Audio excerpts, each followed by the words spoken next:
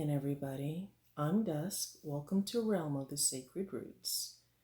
I wanted to talk to you guys today about my journey to the underworld with Moloch. I wanted to explain to you how we met and what happened.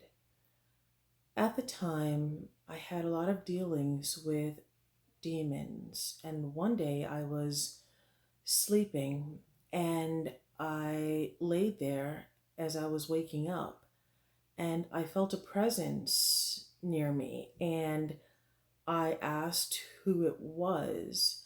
It wasn't anything that was familiar, and I heard the name Moloch, Malek, and I never heard the name before. So I reached for my phone and I ended up doing research on the name because I wasn't sure of who that was. And to my surprise, I found out that, well, I found out a few things actually, but the primary thing I found out was that Moloch was a demon, is how I classified him.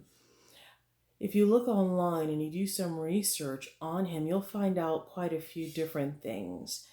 And I took some notes just so that way I can quote the sources where I got some of my information from about this interesting entity.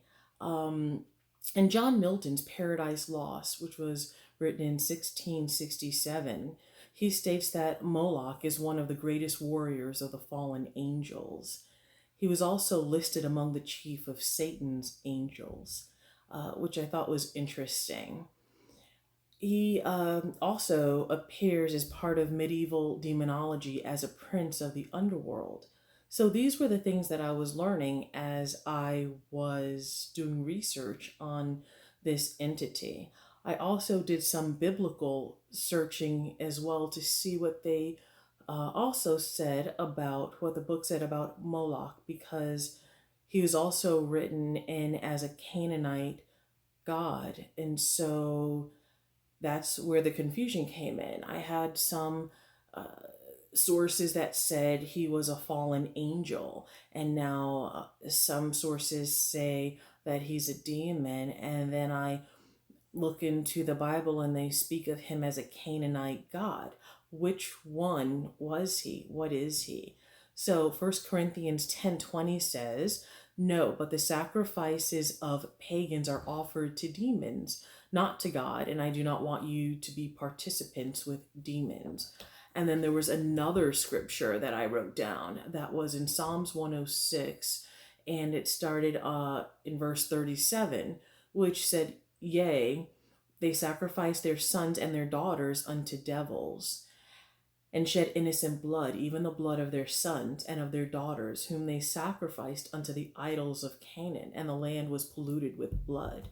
There are also some scriptures that speak and literally list Moloch's name in there, basically saying that the people gave grain to him, sacrificed animals, and they also sacrificed their children in order to gain wisdom and protection from this Canaanite god, is what is said. And so he's depicted as a bull with horns, one of the horn gods. And so it was very interesting trying to depict and figure out and pick through everyone's opinions and interpretations of what they believed Moloch was. It also makes sense that they were sacrificing their children as a substitute so that they themselves wouldn't be sacrificed.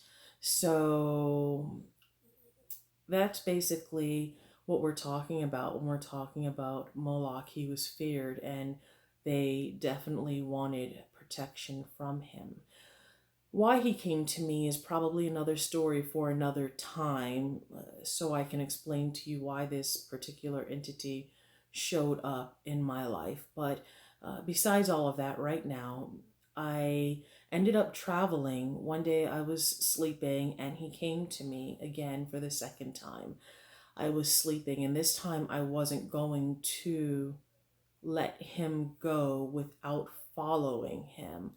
And that's what I did. I astrally followed him to where he went, basically down a tunnel or corridor into his lair, is what I would describe it as. It was in the underworld. It was dark, cave like um, rooms in there. I saw a great bed in one of the rooms where he sleeps, and it almost looked like a canopy bed with the posts. Very grand, huge bed. And as I walked down the corridor past the bedroom, I ran my right hand along the wall, feeling the ridges in this cave-like setting that I was in. And he led me out to what looked like a terrace where you would kind of have a balcony. And he was standing on my right side and slightly behind me. And I was looking over, and he showed me his domain. And I was able to look over at this vast land as far as I could see and as wide as I could see of what he was showing me. And I almost wanted to venture to say offering me, as I worked with him on certain things. And his power was overwhelming almost. He was so strong. And I'm not sure how else to explain the depth of how much power he had. I felt it to my core. Um, I also ended up, by the way, I guess this would be important to note, my method of astral travel included um, sex magic was how I used to mainly deal with the demons. So that might be important to note if you're trying to travel. For me, I felt like I mastered that for years. So that was one of the ways that was very easy for me to travel and to follow him into the underworld. Like I said, wasn't willing to let him go. I wanted to see where he lived and what he had, just more about him. I was very curious about him. I knew he was a demon, so I know what they feel like. And so he didn't feel like a fallen angel, and he didn't feel like a pagan god. He was a demon. So whatever form he took while he was a Canaanite god or whatever else people assume he was, he could have taken a different form. But in this case, he was absolutely a demon. So that was pretty much my first experience with Moloch, and it was an amazing journey that I'll never forget. He's very matter of fact and very much about his sacrifices and about his business. He's very serious demon. Okay, well, that was my experience with him. I wanted to share that with you guys, share how I got there, what I saw, and I have more to share with you probably in another video or a part two. But for now, hopefully that explains my astral travel to the underworld and a little bit more about my experiences with Moloch and me believing that he is definitely a demon with his energy that I received. So, experience versus I think what other people assume he is. Definitely go with your instincts or intuition primarily. So, please like and subscribe. That way, I can continue to share my most recent videos with you as I continue to make them. So, thank you again for watching.